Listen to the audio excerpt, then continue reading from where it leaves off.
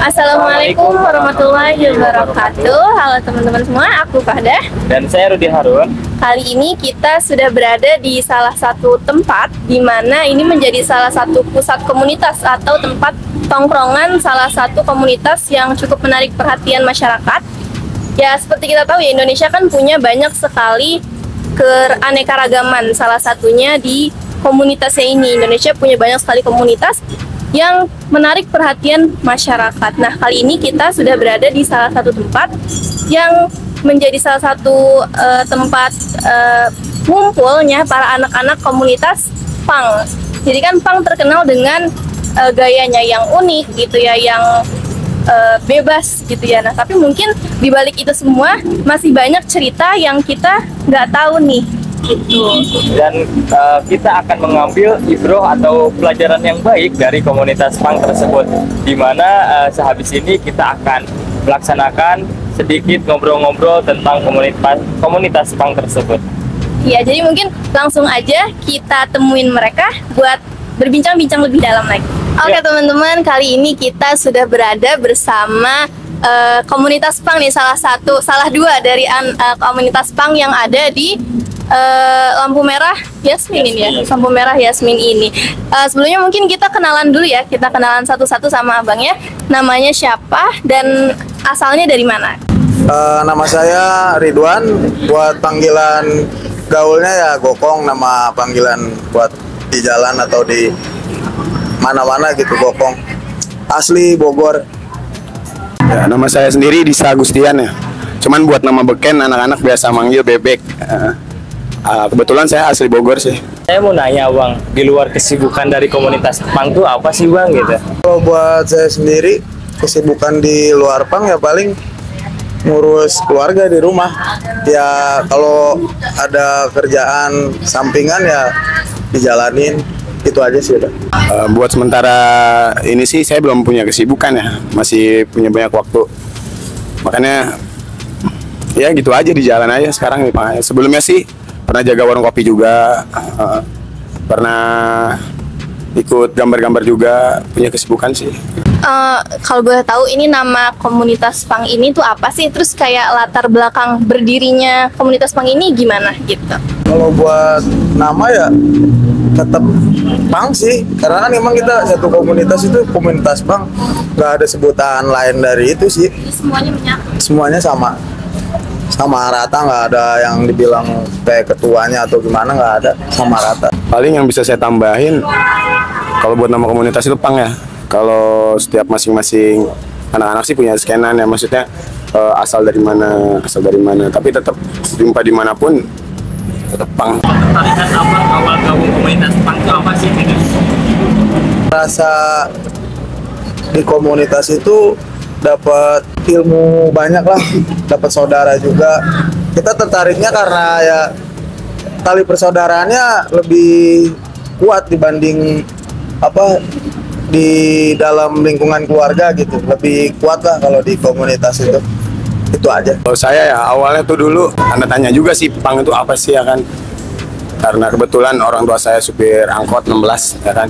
Saya dulu waktu kecil sering ikut narik, ngelihat anak-anak punk nih yang di jalan, sampai dari penampilannya saya rasa menarik juga ya kan, sampai akhirnya saya ikut terjun ke jalan. Oh, nggak taunya banyak pelajaran yang saya dapat yang nggak didapat di sekolah juga sih. Ada attitude, sopan santun tuh semuanya diajarin nih komunitas ini. Udah berapa lama di punk ini? Kalau buat saya pribadi kurang tahu sih ya berapa lamanya. Ya lumayan sih, kalau dibilang lama ya udah lama juga. Dari sebelum berkeluarga emang udah masuk di komunitas punk itu udah lumayan sih. Untuk sampai saat ini berapa anggota sih Bang gitu? Apa makin banyak dan atau makin berkurang gitu? Untuk saat ini yang saya lihat sih lumayan sih, makin banyak yang gabung ke komunitas itu, lumayan banyak lah, dari anak-anak sekolah, kadang-kadang anak-anak kuliah juga banyak satu komunitas sama kita. Ya cuman kan beda lagi kalau kita kan emang turunnya tuh emang ke jalan ya kan. Ya senang aja gimana sih, karena kan dapat ilmunya tuh lebih banyak kita ya di jalan gitu. Ilmu yang benar yang kata Bang Bebek sebutin yang di sekolah itu nggak diajarin, di jalan itu banyak pelajaran yang kita dapetin lebih dari sekolah. Kalau berkurang sih enggak ya, malah generasi punk tuh makin hari itu makin bertambah sih menurut saya. Karena kan menyeluruh ya se-Nusantara, punk itu pasti generasinya nambah terus. Cuman yang salah satunya yang saya khawatirin tuh komunitas ini tuh banyak yang mengatasnamakan punk sih. Banyak oknum-oknum juga dari kita. Iya. Apalagi stigma masyarakat kan udah jelek banget sama anak-anak. Kegiatan sehari-hari yang paling bermakna dan menonjol dari komunitas punk ini apa sih gitu? Di saya gitu ya, yang positif-positifnya ya bisa ngebantu orang yang lagi kesulitan ya. Kayak misalnya kita sekarang lagi di jalan ya kan, ada orang butuh bantuan atau gimana ya kita bantu. Buat berkahnya juga yang ngebantu orang. Itu salah satunya yang ngebantu orang. Karena kita juga diajarin nggak buat mikirin diri sendiri gitu. Sini jangan kan teman-teman orang yang nggak kita kenal aja gitu, contoh hal kecilnya misalkan hal kecil aja gitu, ada ibu-ibu ya kan helmnya jatuh tadi dia mau balik lagi kagok kan kita harus bantu, karena di situ kan teman-teman juga yang ngajarin ya. Kalau buat kegiatan rutinan nih kan kayak sebelumnya kita udah pernah ngobrol sama yang anak pang di Bantar Kambing tuh, katanya mereka punya kayak kegiatan rutinan kayak misalnya kegiatan sosial menanam gitu, terus kayak perpustakaan keliling gitu. Mungkin kalau abang di sini adakah kegiatan rutinan juga kayak gitu? Biasanya kita di sini ngadain pengajian juga ya, hari Jumat sama hari Kamis. Cuman karena saya kan baru pulang juga nih dari Batam kemarin ini. Di sini anak-anak juga baru pada kumpul semua. Belum ini sih baru mau mulai lagi. Karena di sini baru kumpul. Anak-anaknya tuh kebenaran pada healing lah, jalan-jalan ya kan. Jadi kegiatannya ketunda lah. Ya, paling kita ada kegiatan itu aja sih, pengajian. Sisanya ya mungkin kayak apa ya, kalau kita emang kebenaran lagi ada rezeki ya paling berbagi sih sama orang-orang yang di jalan, sama lah. Jadi nggak mentingin pribadi kita masing-masing, Kak. Kan kayak kalau banyak yang bilang ya komunitas punk itu kan terkenal sama gaya hidupnya yang bebas gitu, yang unik gitu ya. Nah, menurut abang tuh apa sih makna sebenarnya dari anak punk ini? Gitu. Ya makna yang sebenarnya ya kita bukan sekedarnya gaya doang sih, bukan hanya penampilan kita juga tuh ada arti-arti dan maknanya juga sih. Karena kan emang statusnya punk itu kan emang apa ya, aksi bentuk hal-hal yang apa yang nggak masuk akal buat kita jalanin gitu, kayak sistem-sistem pemerintahan yang nggak jelas ya kan, mempersulit inilah masyarakat yang nggak ngerti buat ngejalanin sistem yang pemerintahan kasih. Kalau saya sih yang paling bermakna karena di rumah, di sekolahan, yang saya juga kan sekolah juga ya kan, ya saya belajar di situ ya kan. Tapi banyak hal-hal yang nggak pernah diingetin di sekolah, kayak misalkan harus selalu inget sama orang-orang sekitar, orang-orang deket itu. Kayaknya di sekolah tuh yang dipatokin tuh pelajaran-pelajaran kayak gitulah, matematika kayak PS gitu kan. Tapi kalau soal kemanusiaan kayaknya belum ada ya soal kemanusiaan. Tapi kita dapetnya ya di komunitas ya, banyak hal-hal positif yang didapat sih. Boleh nggak abang buat ngajarin apa aja yang abang bisa, dan satu ayat pun boleh. Bismillahirrahmanirrahim. Amma yatasa'alun anim naba'il ajim allajihum fi muhtalifun kalla saya'lamun summa kalla saya'lamun alam naj'al ardo mihada wal jibala autada wa khalaqnakum azwaja. Lalu Pak. Iya, lupa. Banyak kalau misalnya lagi pengajian gitu, itu sendiri kah atau ada yang datang ustadz atau siapa gitu? Ada yang inilah ngedampingin kalau di satu pengajian itu, karena kan bukan masing-masing pribadi gitu, karena kita kan kumpul semua emang di kita juga ada sih komunitasnya, komunitas pengkajian. Jadi nggak buat pribadi aja sih pengajiannya, buat kita bareng-bareng. Jadi ada yang ada yang mimpinnya lah kalau kata kita. Kalau buat yang ngajar random ya, kebanyakan tuh orang datang nggak tahu dari mana, niat buat ngajarin kita ngaji, buat ini kan, karena itu hal positif ya kita terima dengan positif juga. Kebetulan kan dekat juga ya, di seberang kan ada musola. Biasa kita kegiatan di seberang tuh musola Lotte. Kalau buat yang dijunjung nih, kira-kira apa sih hal yang paling dijunjung gitu dalam komunitas pang ini? Kalau buat hal yang dijunjung tinggi ya di komunitas, solidaritasnya luar biasa sih, gokil parah. Kalau di saat kita kesusahan juga semua tuh saling bantu. Dibanding keluarga malah lebih erat di komunitas sih. Kalau menurut saya di jalanan sih, di rumah nggak, iya semua saling membantu ya, nggak pernah tuh yang namanya diajarin ya, istilahnya kalau misalkan belum bisa bantu orang, seenggaknya nggak usah nyusahin orang lain kan, kayak gitu. Urak-urakan apapun penampilannya, penting nggak usah nyusahin orang aja, itu aja sih. Iya, mungkin kayak saya juga yang paling salutnya dari komunitas pang ini adalah kalau dari yang saya lihat selama ini tuh kayak benar-benar solidaritasnya tuh erat banget gitu kan. Maksudnya kan kayak dalam Islam juga kan diajarkan buat kita saling menjaga uhuwah gitu ya.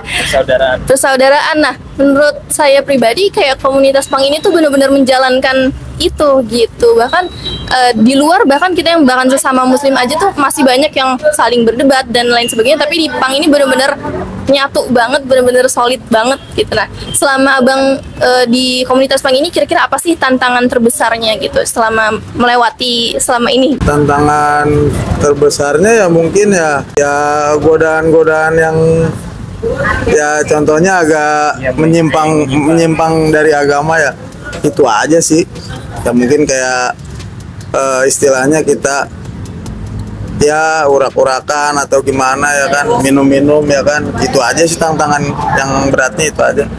Yang namanya iman kan naik turun kan, gak selamanya lurus. Tantangan terbesar mungkin cara beradaptasi ya sama kawan-kawan itu menurut saya, karena adab, attitude, sopan santun gitu, yang bahkan namanya orang kita nggak tahu apa yang keluar dari omongan kita dia tersinggung gitu ya kan. Itu tantangan terbesar sih, cara jaga apa itu yang namanya adab, attitude, sopan santun gitu. Itu aja sih cara beradaptasi. Terus bagaimana komunitas pang ini menghadapi kayak stigma masyarakat yang mungkin kadang dianggap jelek atau dianggap remeh, dia dipandang sebelah mata? Gimana cara komunitas pang ini menghadapi stigma itu? Buat saya pribadi sih ya, kita kan manusia punya kepribadian masing-masing beda ya kan. Di dalam hal yang kita senangi aja kan kadang beda, nggak semuanya sama. Jadi kalau buat saya pribadi sih nggak terlalu mikirin sih mau mereka nganggap kita kayak gimana atau nganggap kita nggak berguna atau gimana sih, nggak terlalu dipikirin sih. Karena kan dia belum tahu kita tuh kayak gimana ya kan. Karena dia baru ngeliat kita sekali ya, belum tentu dia tahu kepribadian kita kayak gimana ya kan. Capek ya menurut saya kalau misalkan ngikutin apa yang orang mau gitu, karena nggak ada habisnya, nggak bakal ada habisnya. Satu-satunya hal yang harus kita lakuin sih lurus aja gitu, jalanin hal-hal positif yang dimana karena kita percaya sih apa yang kita tanam itu yang bakal kita tuai kan. Kalau ngikutin omongan-omongan orang terus capek, nggak bakal ada habisnya. Kalau misalnya abang dikasih kesempatan buat nyoba hal baru gitu, kira-kira mau ngelakuin apa sih? Kalau buat pribadi saya sendiri, kalau buat hal baru ya mungkin saya pengennya ya nyenengin keluarga aja sih, itu aja sih, nyenengin keluarga, anak, udah nggak ada yang lain sih. Tapi kalau buat di komunitas ya tetap kita jalan di komunitas. Hal baru, saya sih nunggu banyak uang dulu ya. Iya, mudah-mudahan saya banyak uang bisa ngelakuin hal baru, karena yang dibutuhin tuh menurut saya wadah dulu sih, bukan cuma sekedar wadah tempat anak-anak tinggal aja ya. Di situ saya pengen nanti kalau saya banyak uang ya kan, saya buka usaha buat anak-anak yang di jalan biar bisa kerja gitu misalnya. Di jalan ya cuma sekedar buat ajang silaturahmi, pertemuan, ngobrolin hal-hal positif yang lain gitu. Kedepannya kita mau ngelakuin apa gitu ya kan. Kalau hal baru itu sih, kalau ekonomi masih sulit, kayaknya belum kepikiran juga buat hal-hal baru. Baik Abang, makasih banyak sudah mau diwawancara. Mungkin terakhir ya Abang, apa sih yang ingin disampaikan buat teman-teman komunitas punk pada yang lain? Mungkin kalau buat saya sih ya saling ini aja ya, saling tetap jaga tali persaudaraan ya. Jangan lupa bersilaturahmi juga. Ya sehat-sehat lah kalau buat yang lain. Ya buat teman-teman ya. Buat teman-teman sih satu yang penting kompak selagi kita ngejalanin hal-hal yang baik itu, percaya aja, yang positif percaya aja itu nanti yang bakal kita tuai juga hal baik kok gitu ya kan. Yang penting jangan nyusahin ya, jangan patah semangat, jangan nyusahin orang juga di jalan. Maksudnya nyusahin orang tuh banyak sih hal-hal yang bisa kayak sumpamanya kita buat salah ngamen kalau posisi lagi mabuk atau apa gitu, lebih baik gak usah ke jalan dulu, jangan ngamen aja, lebih baik nyender aja di tembok, udah ngerenungin aja sampai nanti sadarnya kan. Takutnya nanti orang mikirnya pang lagi gitu kan, karena Apa kan ya sekarang kan banyak kejadian yang menyangkut pautan hal-hal kriminal yang menyangkut pautan dengan pang, karena kan sekarang kan atribut pang itu bebas jual di mana aja, karena kan anak-anak juga ada yang punya lapangan jual. Jadi ya itu aja yang bikin jeleknya tuh oknum-oknum yang nggak jelas gitu. banyak, iya bener, atribut tuh sekarang banyak banget, di mana-mana kita bisa cari, bisa dapat juga ya kan. Apalagi di online kan sekarang banyak kan toko-toko online atribut pang itu udah banyak.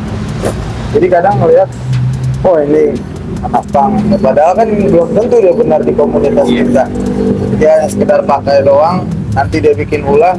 Ya kita lah komunitas yang ketentuan, udah sering sih kayak gitu. Ya bener kata teman saya. Pesan buat masyarakat gitu.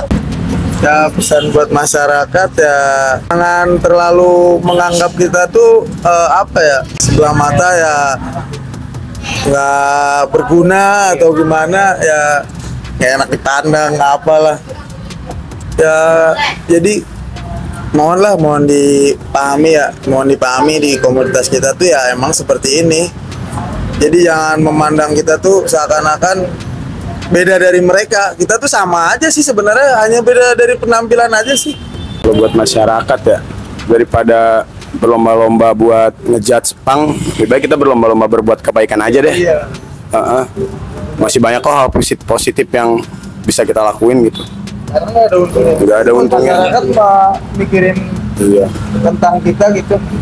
Pang bakalan terus tumbuh sih, nggak bakal ada mati. Nggak akan ada mati. Iya. Bang, terima kasih kepada Bang Ridwan dengan Bang Disa ya yang udah meluangkan waktunya ngobrol-ngobrol seputar komunitas punk.